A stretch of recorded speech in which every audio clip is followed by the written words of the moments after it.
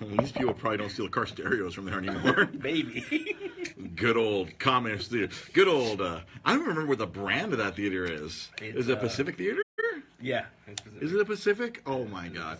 For those of you just joining us on Facebook, Judgmental Nerd Pete and Malini and I were discussing a movie theater in the wonderful city of Commerce. City of Commerce. City of Commerce. And, yeah, good God. That's a theater where like my dad would go and we'd get our car stereo stolen while we watched Missing in Action 3. I mean, it's a little nicer now. I mean, like they expanded it. There's more. Well, yeah. When I was a Nintendo rep, I'd go to the Target there. Yeah. I'd drive by it. Yeah. I always see all that stuff. But it was interesting. It was an interesting experience. I hadn't been there since I was a kid, man. Oh, wow. Well, let me just do the intro a minute late then. That's for you, Sam, when you're editing this. Live from Los Angeles, this is Dre's Geek Philosophy, the Monday, July 3rd edition. That came up perfectly right there on the other screen. I was like, ta-da! Oh, that's perfect. The Monday, July 3rd edition of Dre's Geek Philosophy. Welcome. We're back at on our normal hour, our normal day, after a very hectic week for me. It was a very busy week. We went to Monday Night Raw. We recorded the podcast on Tuesday. We did... Why do I keep flubbing our other show's name? Multiverse Comic Show. We do that on Wednesdays now, for those of you who do not know, on Facebook.com /Dre's Geek Philosophy. On Wednesday nights, we do a comic book show focused, meme, as you know, you're the moderator. But the linchpin of that Wednesday show is my buddy here, Pete Malini. He's the linchpin of that show. He runs. We do it live from his comic shop in San Gabriel, California. Buy comics from him. It actually worked. Someone actually went in and bought comics because they posted a picture and everything. It was really posted a picture of the books that they bought because they watched the show. They watched our Wednesday night show. That's crazy. Hey man, the Multiverse Comic Show. Hey, Wednesday nights. It's a thing now. It's a thing. It's a thing. I love calling things a thing now because of Dragon Ball Z Abridged Kai. Get all the things. Give me the thing. No. Give me the thing. No. Yeah, it's a busy week. I went on someone else's podcast. I went on the Will Sean podcast ? My buddy Will Link. He's a podcaster. He's from Long Island. We're gonna bring him on as a guest of the show. You know, nice. Like that's a favor. You know, they did us the favor. I went on their show. Then he's gonna come on our show and talk about his podcast. Nice. And he's gonna talk like that. And I'm gonna try to not talk like him. Back to him, the whole Long Island accent. No, why not? It'd be hilarious if we just... Well, you know I love doing accents. Yeah, so. exactly. It'll be fun. Unfortunately, we are not streaming on Twitch today because the internet here at the Secret Podcast Studios is being cruel and unusual. Thankfully, I have enough cell phone coverage to still stream this on Facebook Live, and for those who are missing out on Twitch, they can always just listen to this on SoundCloud or on iTunes tomorrow. There you go. But I kind of bring up Dragon Ball because this week, going on right now, in downtown Los Angeles, that's a good segue, man. The Anime Expo. I'm a professional. I'm getting good at this. I'm getting good at this. We've been at this for over 6 months. This is the 7th month of us doing this nonsense. If I haven't learned how to handle this now, then I'm never going to learn how to handle this. If I can't ride this bike, then there's something wrong with me. But Anime Expo is going on right now. Something I used to go to. I don't know. You are a lover of the animes, but you have... No, I've never been to Anime Expo. I've always seen pictures, and it just looks like a mess. Yes, it is very much a disaster area. You know, it's funny. I actually remember, I think last year, I went out to a friend's birthday on the weekend of Anime Expo. And, oh, boy. And I took the train back home, like, at 2 in the morning. Oh, boy. And I shit you not, like, I thought I had... got into like a movie, dude. Cause it was nothing but people in cosplay, and I was like, "What is going on? Why are they still dressed up at 2 in the morning?" Apparently, the anime fans party hard. Yeah, I've been seeing status updates from a friend of the show, Lamar Harris, and they were just partying and drinking all night long. They're this is the anime geeks rager. They are raging right now. Yes. They're at the West End pool, you know, getting drunk. I mean, honestly, I think this is where a lot of these nerds are able to actually socialize because they're among their own. Because I dare say, the anime nerd is a niche within a niche. Oh yeah. Because I don't think I'd stray too far from saying that you, judgmental nerd Pete Malini, you judge anime nerds as being more nerdy than comic book nerds. Oh yeah, no, they're more because I mean, like, I think the anime nerds, they what stress me out is that you have just for the basics, you have the ones that watch the original ones and they watch or the dubbed ones, or and so it's like and dubs or subs, Yeah, and then they judge each other because of that. Oh, I know. There's internal like, oh, you like subtitles? You're a monster. Oh, you like voiceover like dubs? Oh, you're not watching it in original form. Yeah. Some voice actors ruining it. Yeah, it's totally a subculture within a subculture. It is just it can be very it actually can be very divisive. And then there's different genres of anime too, right? So it's yes. like all over the place. It is everywhere. I remember the first time I actually ever went to Anime Expo. The girl I was dating at the time, and I took her and I took my brother, and I learned of this one sub genre of manga or anime, so to speak, called yaoi. Oh yeah. Good God! Yeah. I'm returning to my girlfriend at the time. I'm like, why are Ken and Ryu making out? And I looked. What the hell did I just walk in on? And I'm like, why are all my favorite video game and anime characters why is there a picture of Goku caressing Vegeta? This is really weird. No, executive producer Sam Zia, you happen to walk right in. Me talking about the first time my first visit to Anime Expo many years ago. I think that was like 2006 or 2007 when I discovered the subculture of yaoi, which is where they take popular male characters who are normally opponents, but ship them together in romantic entanglements. Yeah. Oi. Oi, yeah, oi, oi. And you walked in and saying it, Ken and Ryu making out. I'm like, that's a thing. Then he said Goku and Vegeta. Mm-hmm. What the hell is this? What the hell? Get your hands off me, Kakarot. I train all day for you, and this is what you give me? You go fight someone else? I get stronger for you. That's what I get stronger for you.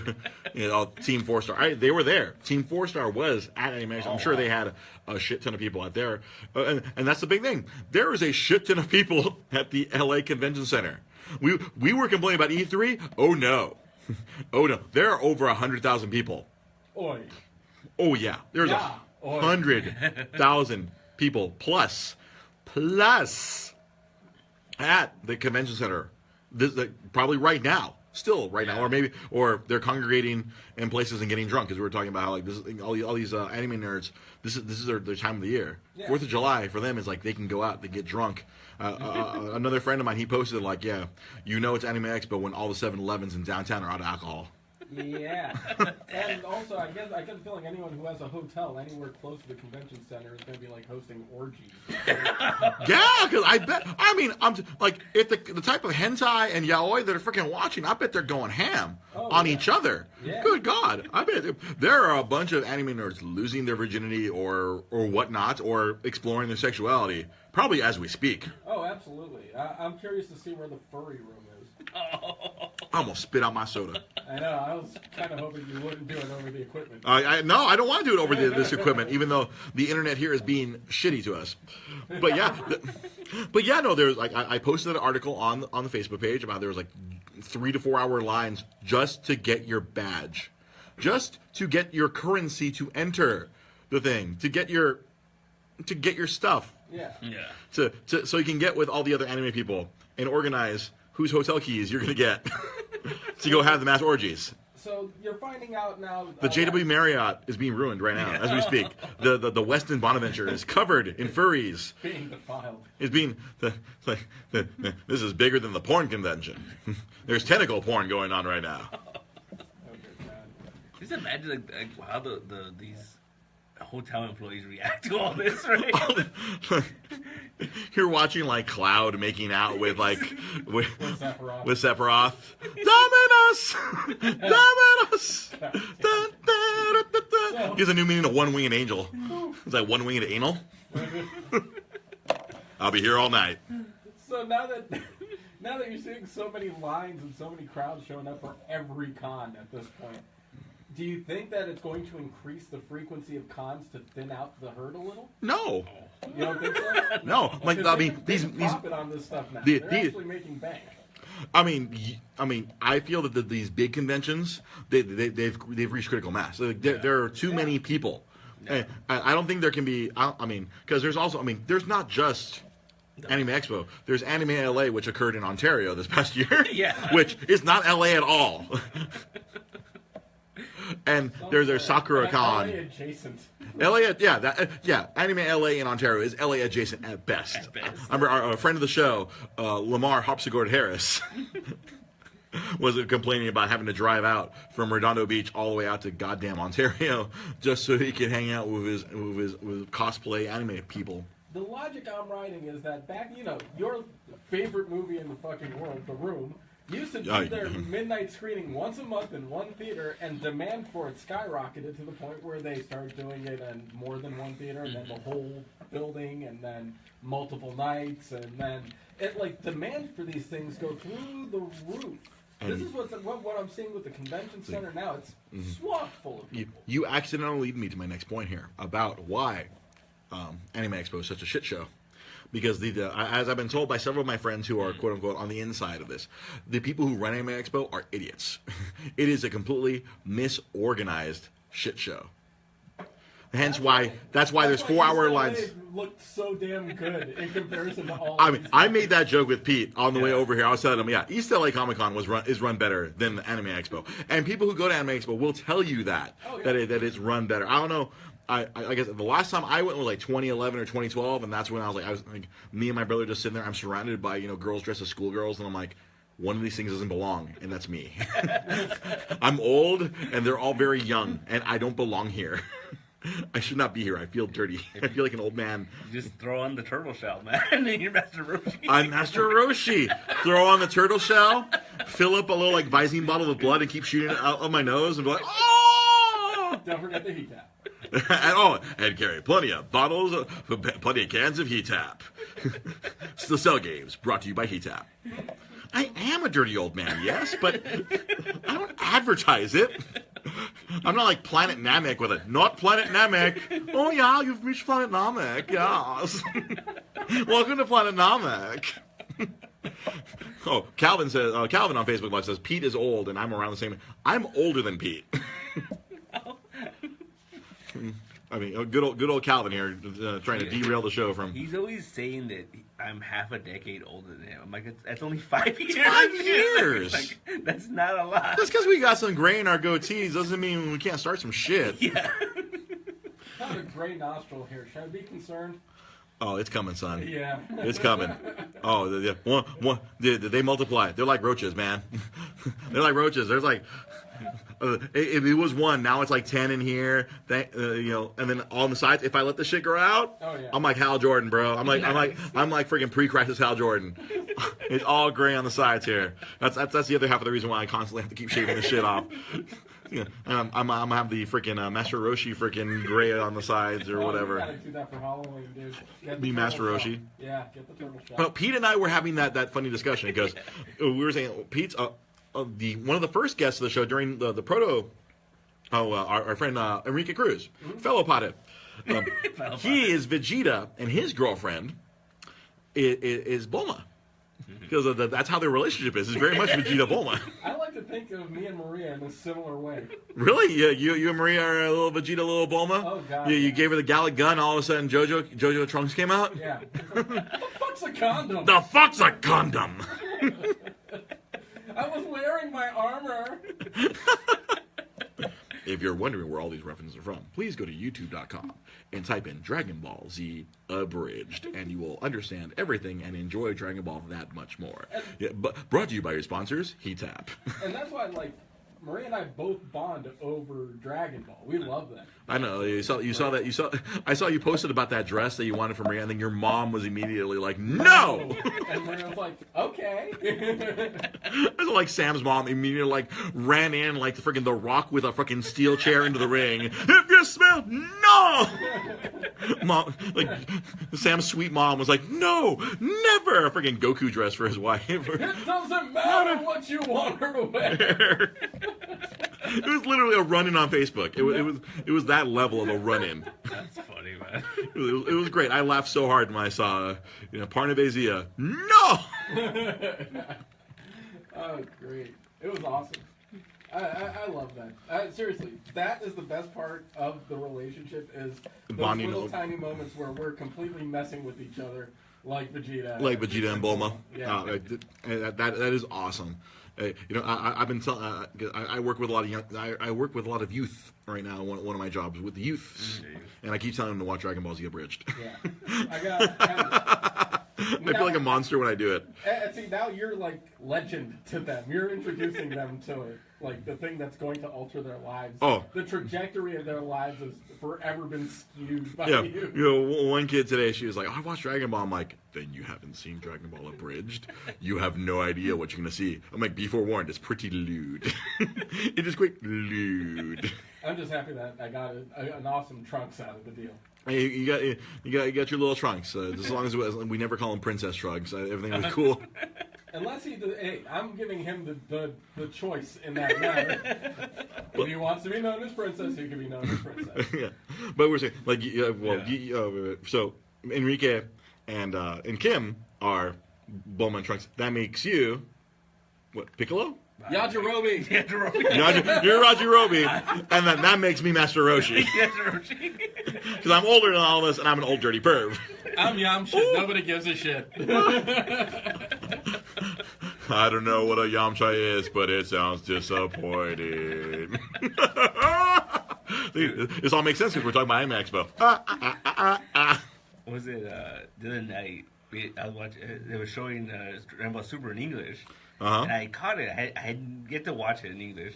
And we were watching it for a while. Then I told Joanna, I'm like, "Oh, I'm watching Dragon Ball." She's like, "It's on right now." She put it on, and she sat there watching it for a little while, and then it ends with like the fight's about to start. It ends. Typical. And she's like, "What the fuck was that?" And she goes, I'm like, "Yeah, you have to wait till next week." You just reached the anime equivalent of blue balls. Yeah. I go, it happens all the time. Like, It's explaining why anime fans are so frustrated all the time. They're like, oh, "Okay, here comes the fight, and no." Like, what? Come on! It's frustrating. That's why I binge. yeah. That's why I binge. That's why I don't watch it. That's why I've allowed like 80 episodes of Super to happen. That way I can just sit and just go one after the other. I mean, I can't wait the 20 years till friggin' Dragon Ball Abridged gets to Super Abridged. Yeah, Super Abridged. I was looking at some of the original dates because I've been rewatching all the Abridged. Some of those dates, they go back like 8 years. Yeah. Holy shit, they've been doing it forever. Yeah. These crazy bastards. I feel like kind of bad for them now. Like, oh my god, this has been like a literal labor of love. Yeah. Like, it's insane. That would have been the only reason I would have wanted to go to Anime Expo was to like go to the Team 4-star panel. Yeah. Just because I'm sure they probably did some cool stuff. They did stuff I'm sure as some of their favorite character, as Vegeta, as Piccolo, as Goku, but King Kai. Double stuffed pizza. Double stuffed. It's nuts. I feel bad for a lot of these Anime Expo people because it's gotten out of hand. And like, it seems like it's getting worse and worse every yeah, year. it's like the pictures of the poor anime these people who probably have traveled from around the country, and they're being forced to endure South Central because the lines were getting so long they wrapped into the area around the convention. Because if you just stay in the LA Live, Staples Center convention area, it's not bad. I mean, the trippiest thing you'll see is some lady selling you street hot dogs. Yeah. But once you go beyond the 10, you go beyond the 110, you're in the danger zone, boy. You're in the danger zone. You in South Central, son. You're by USC, the University of South Central. You need to watch the fuck out. Yeah. You about to get robbed. They made many movies about this area. Boys in the Hood, son. That's gonna have to be like training videos now for people going out to Anime Expo. They're gonna have to watch like Boys in the Hood. They're gonna have to watch Friday. Sam, name another Hood movie that Anime Expo people are gonna have to watch as they wait, so they can deal with waiting in line walking through South Central. Don't be a menace to South Central. Breaking Boys in the Hood. This is why you're a vital element of the show. I totally would have forgotten about Don't Be a Menace to South Central. While drinking juice in the hood. Juice? That's a good one. Deep Blue Sea? They're making a sequel to Deep Blue Sea on Sci-Fi Network. Really? Yes. Is Samuel L. Jackson coming Wasn't that back? Sharknado 2? There's no way Sam Jackson can come back unless you have his disembodied top half. It is a sci-fi network movie. They can bring him back. He could be like a. It'll be Robo freaking Sam He Jackson. could be like this weird like mermaid with the bottom part of the shark. Merman. Merman. He'd be a merman. Merman. Merman Sam Jackson. We will survive. Look, I survived. I survived inside of a shark. A shark motherfucking ate me, and I survived. Deep blue sea too. Deeper inside. I've been on a roll. You missed an amazing line I said on the way over here. And the sad part is he would totally do it.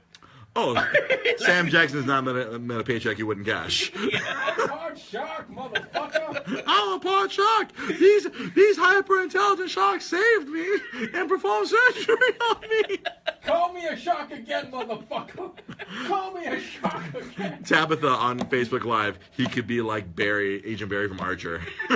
Just constantly surviving, becoming more and more machine than man. He's Kenny. Oh my God. Oh. He's more man than machine. Just like on Friday, I was more barbecue than man. I went to Korean barbecue with a friend of mine, and she's just like, nope, keep eating. I'm like, oh, no, I can't. Ooh, so delicious. I was more meat than man. I had so much meat inside of me. Hashtag phrasing. Put all the meat inside of me and all my holes. No. Oh. You're welcome, viewers and listeners. Say Cyborg one more motherfucking time. See, now I would be disappointed if Deep Blue Sea 2 isn't that, then it's not. But if Deep Blue Sea 2 doesn't have Say Cyborg motherfucking one more time, motherfucker. If it doesn't have a cyborg Sam Jackson, then I'm just that I will be disappointed forever. Why hasn't there been any other movies with a cyborg Sam Jackson? This needs to happen. What else could he be? I mean, like, I'm trying to think. half snake. Half snake. What? Half snake on the plane? Yeah. Then we will have reached true fucking like movie fucking lack of ideas when like we're crossing the streams of snakes on a plane and Deep Blue Sea, Deep Blue Snake. Jump in. I mean, like, You're in. It's a sci-fi movie. This is the same network that gave us Sharknado. yeah. That's what I was thinking. Deep Blue Sea 2 was just the next Sharknado. It's the next Sharknado, but And there's like 3 or 4 of those movies, right, or something like that. Yeah. Brian Lozano asks on Facebook Live, "How are you doing tonight, Dre?" I am exhausted. I'm tired, Dre. I'm happy having a voice. Oh. I have a little extra bass in my voice today because I went and watched Japanese professional wrestling live here in America. Nice. New Japan Pro Wrestling brought their brand of strongest style professional wrestling here to America before, because some other wrestlers have come here before. They wrestled for some of the other organizations, but this was the first time where Japan threw a Japanese style show here. They did it at the Long Beach Convention Center.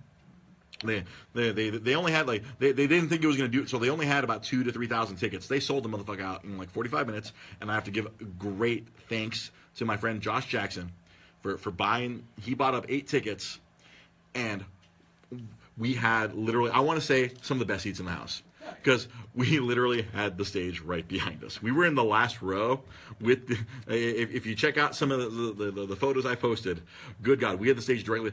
We were able to high five the wrestlers as they walked down the ramp. That's pretty cool. Oh my God, it was intense. And also, you know how they have, like a lot of places they have those lights. When they burn white, they will burn you. That was hot. Those are some hot ass fucking lights.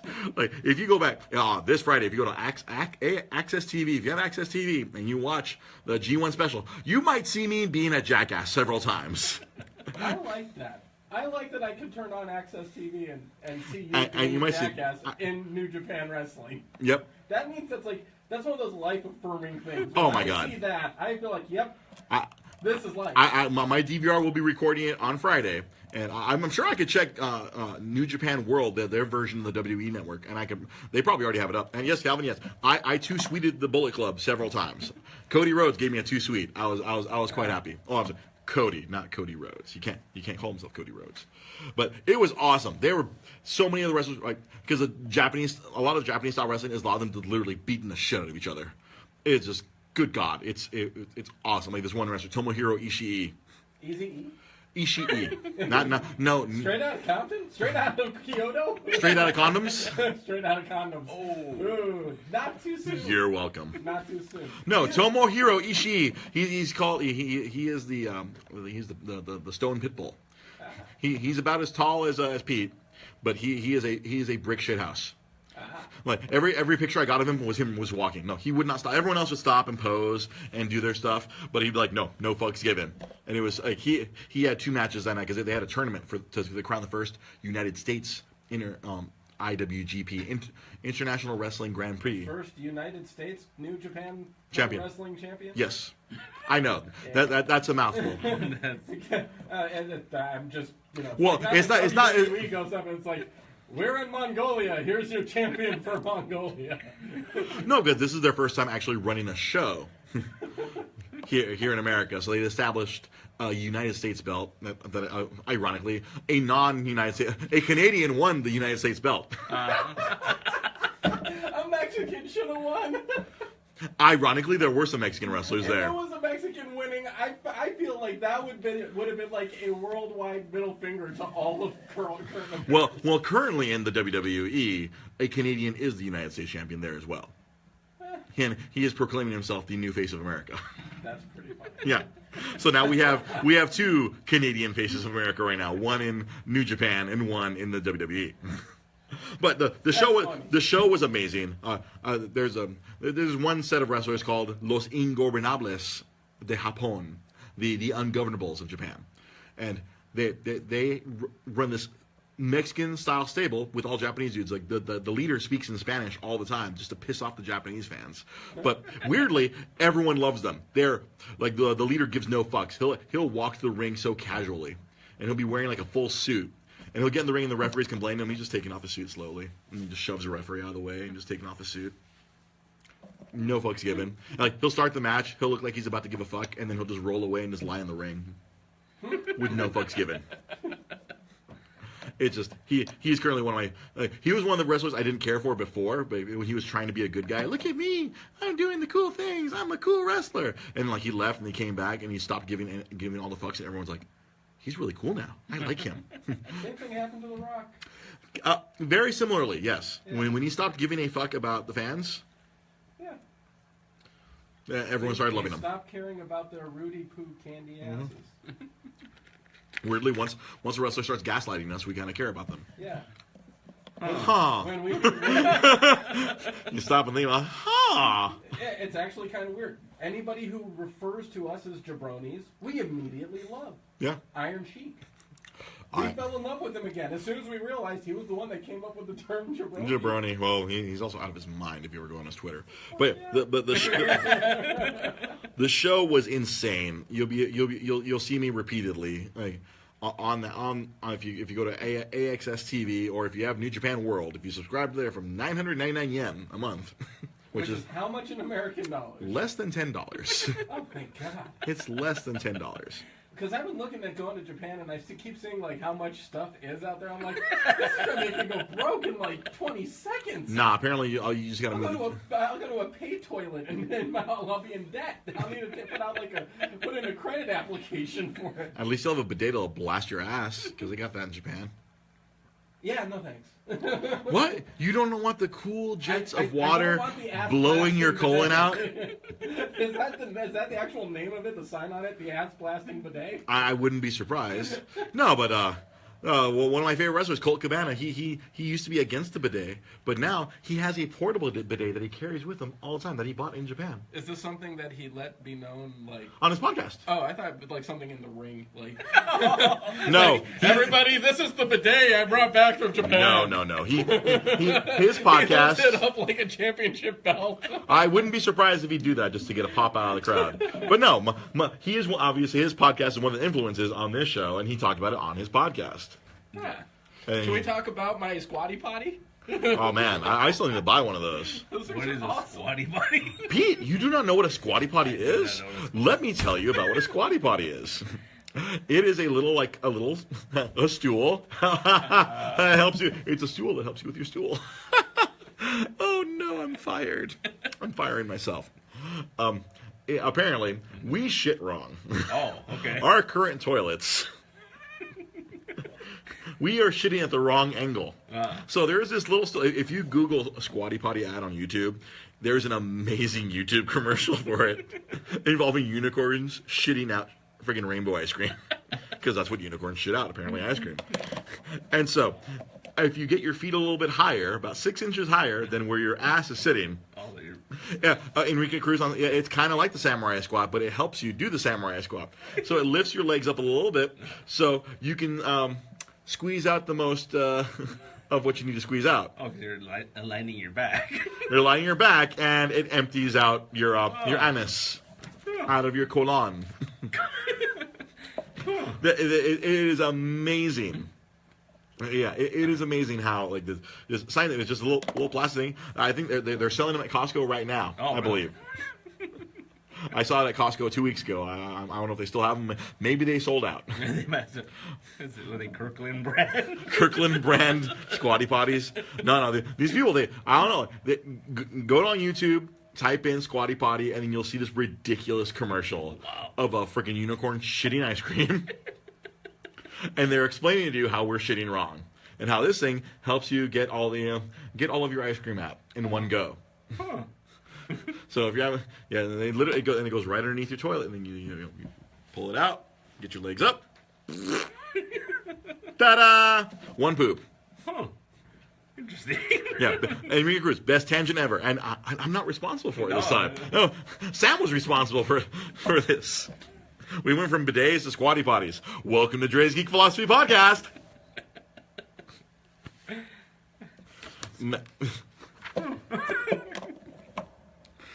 We have blown through 2 topics, and we still have half a show left. I'm about to say, yeah. I have set fire to 2 topics, and we only have like a real short topic left. So there's going to be a whole lot of tap dancing left in this show. A lot of bullshit coming your way. There's going to be so much bullshit coming, you're going to need a Squatty Potty. There you go. New sponsor of the podcast, Squatty Potty. Warning. Prolonged use of the Squatty Potty will make your legs fall asleep really fast. I'm guessing that's from that's from personal use. You have a Squatty Potty? That's why I brought it up. Of course, Sam Zia. They're freaking amazing. Yeah, I was explaining to Pete because Pete had not seen the amazing commercials. No, I was of listening in the other studio. Oh, of course. I'm up to speed. You're up to speed. Okay. I always forget. You have it on in the other studio when you run out and to actually do your actual work. So our last topic, which I thought, is a topic I actually have forgotten to bring up several times in the last 2-3 episodes. Yeah. I had mentioned it weeks ago when I first discovered it, and my friend Josh, who got us the tickets to go to the New Japan Pro Wrestling, he brought up, man, I've been missing your show. I haven't heard you talk about the GameStop summer rental thing. And I'm like, well, you know what? It's probably a good thing that you talked about it right now, because I haven't talked about it. Because 2 weeks ago, Sam and I had our fun discussion about E3 and Final Fantasy, and then last week we went really ham on all kinds of other topics. But GameStop is doing this crazy thing. So GameStop, the 3 times I have worked there, they have always had a return policy that one could call abusive. An intelligent person could abuse their return policy, where if you bought a pre-owned game, you could bring it back, no questions asked, within 7 days. Okay. So a very enterprising person could be like, oh, let me buy a game, basically rent it. you can finish it within those 7 days, or go to different GameStops and just keep returning and buying.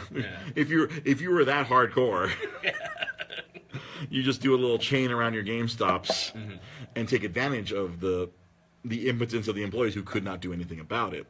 I tried to really stop it. I'm like, hey, yo, bro, does it say Blockbuster in front of my store? Because at the Rosemead GameStop, it would happen all the time where the same set of 5-10 dudes would just come in and treat us like a freaking rental place. Yeah. Oh, Jai, unfortunately, we're I probably should have led off the top with that. Yes, we're gonna save the Sam Raimi movie talk till next week, because I did not have time to rewatch one or two at all this past weekend.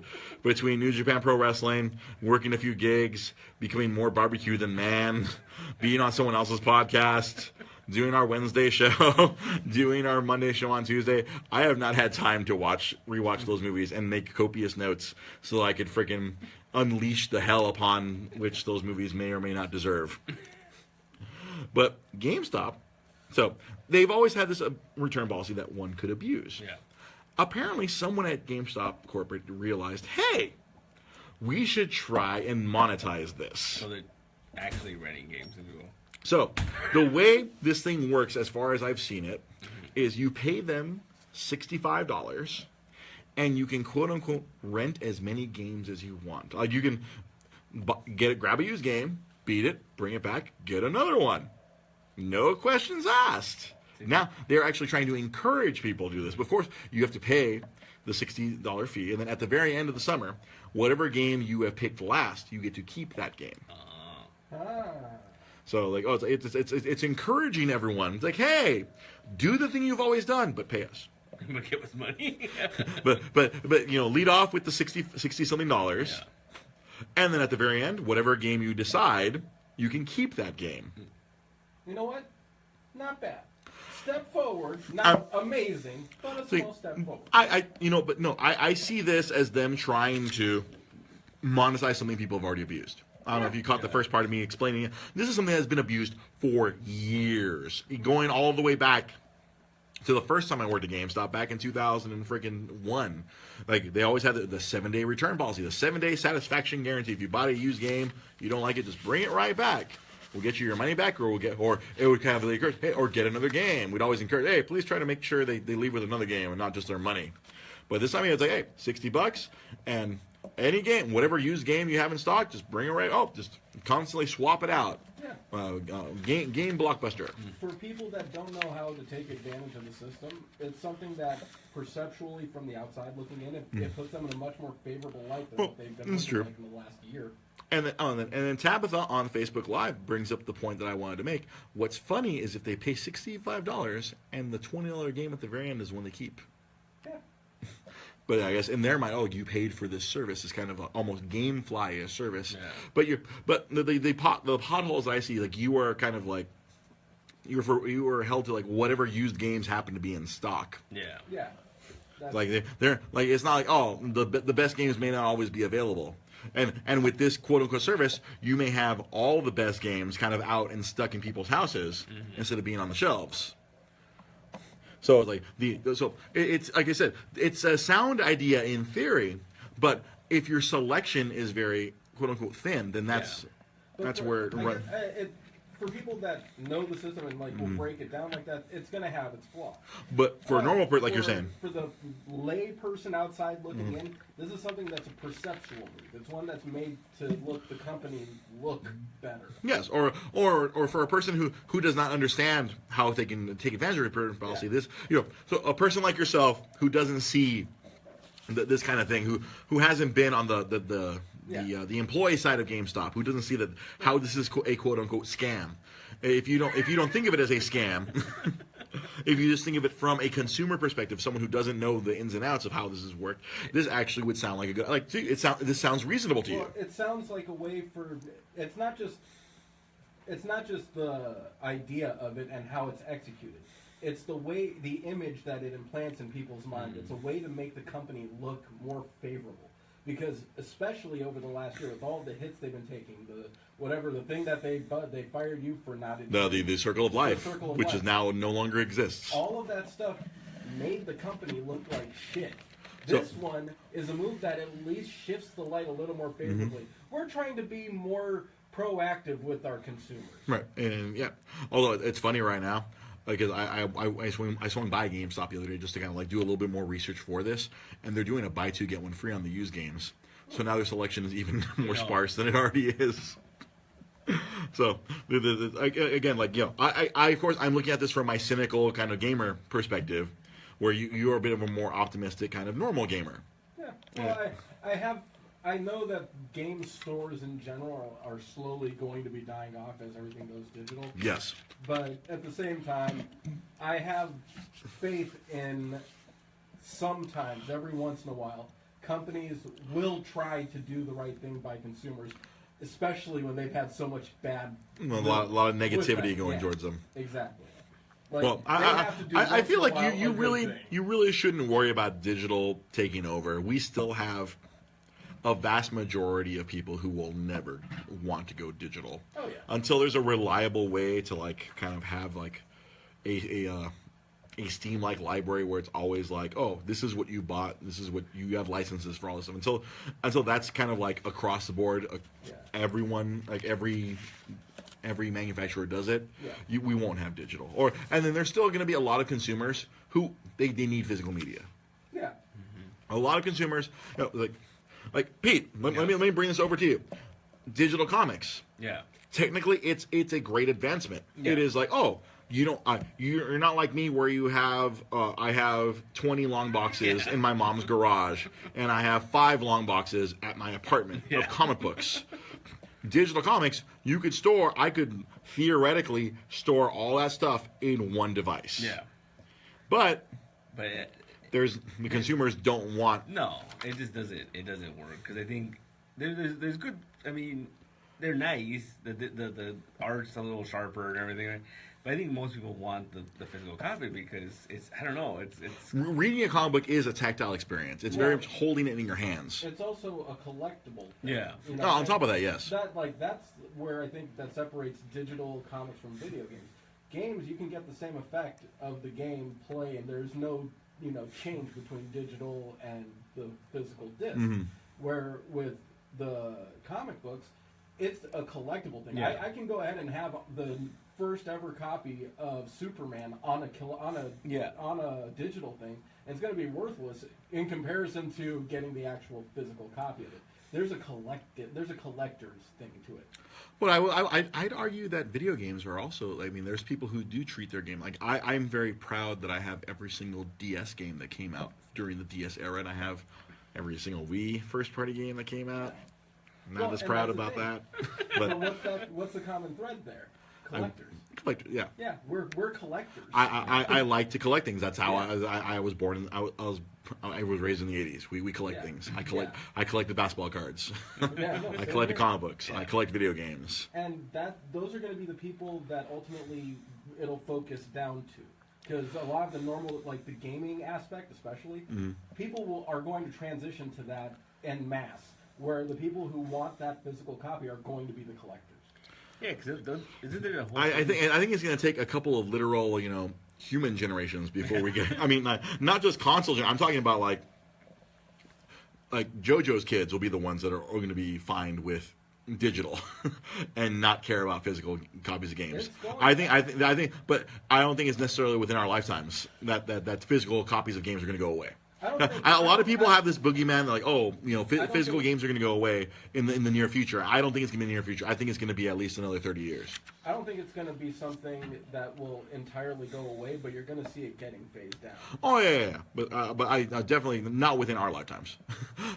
As gamers, I don't think it's within our lifetime, the physical game. But there's going to still be a lot of ignorant people who need their disc. That's what I'm saying. It's ignorant. Honestly, it's ignorant people who are going to hold all this back because there's a lot of forward-thinking people like you said, digital games are a lot better. I mean, comics that's a different medium, but digital games, this is a logical progression. But there's still going to be a significant amount of ignorant people who. Even though I was explaining that other episode, we're not buying games, we're buying licenses. We're not buying. Yeah. We don't own the games. When we buy a comic book, we own that comic book. Yeah. the Marvel can't go in and change the comic book on us. But with digital copies, they can go in and edit the comic books. Oh, but with the physical comic books, they can't go in and edit it. Yeah. With our video games, if we need to go online, they can manipulate our game. So that's where the collectability aspect comes in with video games. But to bring it back to this whole GameStop thing, it's a crazy program. I really think I'm sure some young person thought this up And GameStop's like, okay, this seems like a good idea. We'll get money. And I have no doubt that there are hardcore GameStop customers who are happily handing them over the 60 whatever dollars and utilizing this service.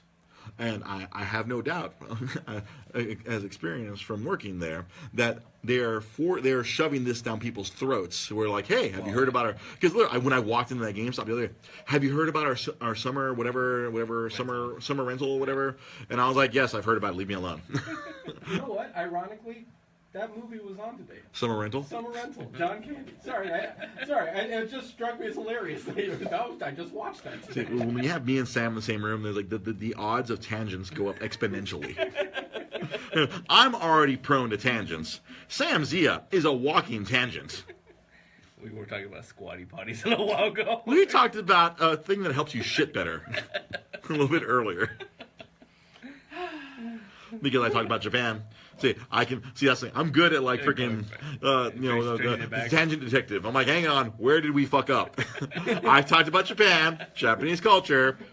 You talked about pooping in Japan. Reel it back. Reel it back. We're going backwards. We're stepping backwards in time here. Oh, man. But yeah, yet another interesting decision in the series of GameStop. As always, GameStop will inevitably be tied with me for the rest of my life, unfortunately. Sounds like it. Although I have been toying around the idea of just removing that last stint of GameStop off my resume. Like it was only 3 months. Yeah. Because if I add something else onto the resume, then I'm going to delete Nintendo, and I can't delete that off my resume. That's kind of important. It's kind of important. That was a good 7 years. I can't lose that off the resume. All of a sudden, like, you're like, oh, what? Nabi? What the hell is this tablet company bullshit? They don't even exist anymore. Oh, it's funny. I was at Best Buy a few months ago, and the tablet company I worked for, they have after Mattel acquired that company, I saw one of those tablets sitting in the wild, and like that's a Hot Wheels tablet. Oh, nice. I immediately took a photo and sent it to my buddy Rick, who also worked with me. Yeah. And a shout out for my boy Rick Mears, who actually listens to this on iTunes. I appreciate you, brother. Thank you for giving us a listen on the audio version, my brother. Yeah, Yeezus. And he loves Kanye West, so he calls himself Reezus, like Yeezus. Yeah, gotcha. And I remember I sent him a pic. I'm like, hey, look what I found in the wild. These zombie tablets from a company that's long dead. This dead tablet company. They're Hot Wheels tablets now? Like, how does that work? Oh, well, because Mattel. Yeah. So I'm sure there's a lot of, Hot Wheels apps. Or like a lot of car games for little kids. That's so weird, man. Oh, yeah. I feel like tablets are no longer a thing anymore. Okay. No, I mean, it was the phones now. I mean, like, the phones are so big. Yeah. I mean, we're broadcasting on my rather large iPhone 6s right here. This isn't even a plus. I mean, it can be even bigger in these, Galaxy 7s. Yeah. They're even bigger. So like this whole tablet thing is kind of like, we don't need these giant things. I can put this thing in my pocket. I'm more than happy to watch Dragon Ball Z Abridged on my phone. Like the other day when the new episode dropped, I'm like, I'm stopping everything. I pulled up my phone. I probably it was someone had posted about it on Facebook. I'm like, oh shit, new Dragon Ball Abridged. I freaking dropped everything I was doing. I'm like, student, shut the fuck up. I have to watch Dragon Ball for the next 10 minutes. Dragon. Headshot. I'm like, what are they saying in that opening song? Like, I want to bust out Google Translate, but because the Canadian subtitles on Dragon Ball Z Abridged are amazing. People have gone in and like put in like the sound effects or like they put in all the. I don't know why they added like ridiculous things to it. Vegeta is the reason I watched Dragon Ball Abridged. He is like literally like because he was already like one of my favorite characters in the original Dragon Ball series, but the abridged Vegeta is just so amazing. Like just when he completely utterly loses his mind during the Namek saga. Like where's the Dragon Balls? Where's the Dragon Balls? And then Ghost Nappa. He had the ball the whole time. His nose bleed. No, it's not his nose bleeding. His eyes, all the blood vessels in his eyes burst. And he's speaking only one word at a time. Must get Dragon Ball. Kill Son Kakarot. And then he wakes up, he's like, where am I? What was I doing? You're not killing me? Oh, yeah, not killing you. Wait, I was killing you. What are you doing? What am I doing? Thwarting my plans. Thwarting your plans. What are you doing? Nothing. Thwart my plans? Thwarting your plans? Thwart my plans? No, not thwarting your yes. Are you? No, yes. I'm gonna fucking kill you! I'm gonna fucking kill you. I wish there was like an uncensored abridged because like yeah. I would die because No. there was like one whole stream of him cussing like crazy, and then like the post credits was them putting in all the alternative words that didn't make sense. This forking pig. Oh man. So last week the thing that we died over. Dragon Ball Z abridged. Yes. Tabitha, Dragon Ball Z abridged. Oh, but, Seriously, all oh, Dragon Ball Z abridged fans need to go on YouTube.com. Yeah. You search Dragon Ball Z abridged, and you're gonna die, Tabitha. Even if you've never watched Dragon Ball Z, it's still pretty damn funny. Yeah. But Pete, I don't know. Did you get to watch last week's episode? A little bit. I didn't see the whole thing. You did. So the very end where Sam and I lost our goddamn minds, and we went over 10 minutes because we were discussing Star Wars. We were discussing Lord and Miller getting fired from Star Wars. As is tradition. And Sam has an amazing tangent where he goes, "Oh, okay, fuck Han Solo movie. I want to see a Jar Jar Binks movie." Oh no! I want the origin story. They have to. It's the only way that they can. If they do right by Jar Jar, they can make up for a lot of the anger people have towards Episode 1. I guess. But I said there's no way they can make a Jar Jar movie because that's fucking. He's one of the most racist characters that Lucas has ever created. And then I went on and on about how Episode 1 is super fucking racist. Oh, Like all the aliens are freaking they're stereotypes. The Trade Federation. No, we are not Asian. No, we are not Asian Chinese businessmen. I was explaining this to someone the other day. I was talking about Watto. I was like, you really have to be careful where you're picking Watto. I'm like, I don't know what Watto is. Is he Jewish? Is he Middle Eastern? He likes money. He likes to enslave people. I'm not sure where to go with that. Oh, he's got that. He has a big nose. I mean, I'm not sure where Lucas is going with that. Which direction? Jewish, Middle Eastern? I mean, maybe Russia. I don't know. I sent you the little boy. I get you, engine. It's a Jar Jar movie. No. I think it'd be more interesting if you go post prequels. Like, where did he end up? Like, he's in a zoo somewhere where Darth Vader watches him. Annie, why do you ban me? because I hate you so much, Jar Jar. I think we've discussed this in the past, where he started the Empire. He made the boat. Yes, Jar Jar is responsible for the Clone Wars. He was the outbreak monkey. He was the party responsible for putting Chancellor Palpatine in power and voting, and he was the passing vote to get the Clone Army. The Clone Army, yeah. We used to think so. Army. So I mean, hey. I have a feeling though, there's gotta be some planet out there where they're very pro Empire, and there's statues of fucking Jar Jar, like like he's on their money and shit, See, people listening to the podcast, you can't see that I put my face in my hands right now. For the listen at home. There are people who there's a planet out in the Galactic Empire that worships Jar Jar for being the party responsible for bringing us Emperor Palpatine. Yes. And our Grand Galactic Empire. I mean, he had to have had I'm sure by after the third movie. Like, he has, some sort of palace somewhere. Oh, yes? But unbeknownst to him, Misa don't know why I have all these things, but I keep getting nice letters from Annie. Misa, unwitting agent. It's like Darth Vader writes all these letters to him, like it's his subconscious way of still accessing Anakin in his head. And he's writing, "Dearest Jar Jar, I miss Padme very dearly. Do you remember, Padme, We met her at the same time. Like these like sad, pensive letters where like this is how Darth Vader gets his emotions out. That way the Emperor doesn't fucking like force lightning him. Why are you still feeling Darth Vader? Bond? No, I am not writing letters to Jar Jar. No. Quality podcasting. That's what's going on, man. It has to be, right? Yeah, there has to be. See, that was one of those times where my tangents were really successful. No, dearest Jar Jar, I had to kill Padme. I have to admit it to myself. I killed her. The bitch was cheating on me, Rosen. I think she was sleeping with Obi-Wan.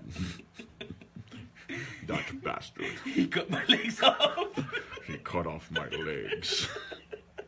And he burned off my third leg. I mean, he was face down. He had to burn his dick off in Mustafar. There's nothing there. Yeah. They could give him new legs, but I'm pretty sure they could not give Darth Vader a new dick. They couldn't do it. Prosthetic hand. Like a lightsaber. Can you imagine him, like, soon after the procedure, after he finds out that he doesn't have a dick? No. The Emperor comes up and is like, I got you a new lightsaber. Lord Vader, I've brought you a new phallic device. This one has a vibrate function. It vibrates thanks to its crystals inside of it. Cyborg dick. Tabitha on the Facebook Live. Cyborg dick. Wow, I never thought about that. Like, yeah, he was on fire, face down, with his dick in lava. This is the hard-hitting answers you're going to get from Dre's Geek Philosophy. Speaking of which, how many hot dogs do you think we're going to be eating tomorrow at barbecues? I don't know how many I'm going to be eating because I'm going to be working at one of my gigs tomorrow. That whole thing just reminded me, we got some hot dogs to eat tomorrow. You're going to be eating some burnt... Some burnt wieners. So when you're at that barbecue and you see that one hot dog that's burnt really badly... Think of Anakin. I want you to think of Anakin. Poor Anakin on Mustafar. When that one hot dog, you know that one burnt hot dog, the one that someone left on the grill a little too long. It's all pretty charred all around it. I just want you to remember, that's my friend. That's me's a friend. That's Anakin. Annie. That explains why he was so mad in Rogue One. If I just had my dick burned off, I'd choke a motherfucker too. Don't let your ambition get you. Get your hot roasted nuts here. Someone explained to me, like, Darth Vader is full of bad dad jokes. Oh, yeah. I didn't even realize it until, like, there was, like, a Facebook post of, like, all the bad dad jokes that Vader drops all the time. Like, Rogue One, he totally was bad, like, you know, bad dad joking friggin' Director Krennic the whole time. Don't choke on your aspirations. That's the like, as he's choking the motherfucker out. Admiral Ozell. Like when he chokes a motherfucker out from another Star Destroyer and drops a joke while he's doing it. He's the coldest motherfucker out there. Why? Because he ain't got a dick. He burnt it off. In lava. In lava. Goddamn Mustafar. That's why his face was so strong. It wasn't that he lost his arms and his legs. He's like, my dick is on fire. I hate you, Obi-Wan.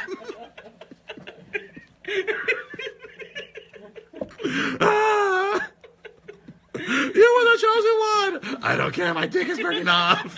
You were supposed to bring balance to the force. I need to bring balance to my penis. I'll never be able to force choke my wig again. So, does a Sith force choke themselves while they're masturbating? That's autoerotic asphyxiation. Autoerotic Jedi force style. asphyxiation? Oh, we are earning our explicit tag today on iTunes. We are wearing that explicit tag today on iTunes. You accidentally throw the lightning. So does he? So does Anakin have phantom dick syndrome?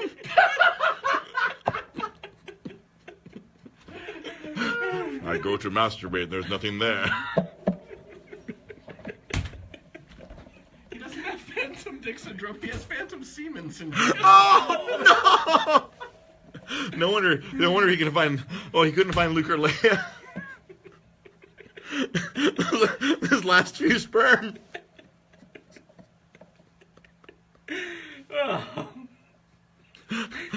Yes, weird. Tabitha on Facebook. Phantom hard-ons. The Phantom hard-on. Episode 6.5 or episode 3.5. The Phantom boner. Phantom boner.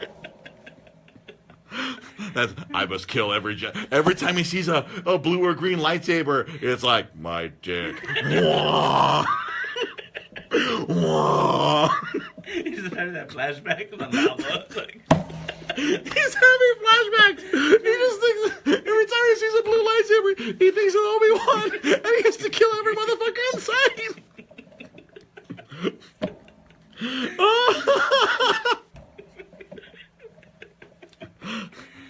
I will get all of you, Jedi. Whoa! This has to be a porno. I think there already is a few. yeah. I'm pretty sure on Pornhub I've seen a few Star Wars. Oh my god, I gotta tell Sam the line I came up with earlier. We're saving that for the Halloween episode. There's a great line I'm gonna put in the bank. I have to write that down. I'm gonna write it down in a little bit. Oh Lord. See? We tap danced our way to a full hour. And all it took was a phantom boner. Star Wars episode 3.5. The Phantom Boner. I was listening. I know. I know you're. I have to write down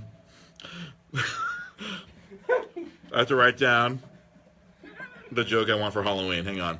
I came up with an amazing joke on the way over here for our Halloween episode. I know I'm already planning like 3 months in advance, but I have an amazing joke for the Halloween episode that I came up with on the way over here.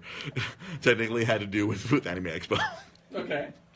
But I'm not dropping it now. I'm saving it for Halloween. Okay. I'll tell you in the post-game show. How about this for an idea we can run down the line if we feel like it? Well, okay. Give us an idea here. It's a game that we can play. Ooh! A game I love games. and that people can tune in. If they tune in, they can join in. But you guys also will be in charge. I love games. You know I love games. You remember the game Name That Tune? Yes. I'm an old man. I know Name That Tune, yes. We're going to do Name That Celebrity. How so? I will do my Antonio Banderas impression. And you have to try and guess which actor it is based on the clues I give you. I am Groot. Hey, it's a me. It's me. I'm Bendiso. That's a callback to last week that you probably missed out on as well. I think that would be a funny game. I second that. I am not opposed. The next time we burn through our content in half an hour, we're now playing Name That Bad Impression. So basically, it'll be me like on, hey, it's a me. I'm starting everything. I'm gonna start it with that. Naturally. I was in this movie one time. I was in a movie. I said, say hello to my little friend. And I did lots and lots of cocaine. Who is Al Pacino? Ding, ding, ding, ding, ding. See, this is why you guys tune in. Yeah. Those of you who know, this is why you show up on Monday nights to listen. Because you never know what stupid shit is going to come out of our mouths over here. Phantom semen disorder. No, phantom boner.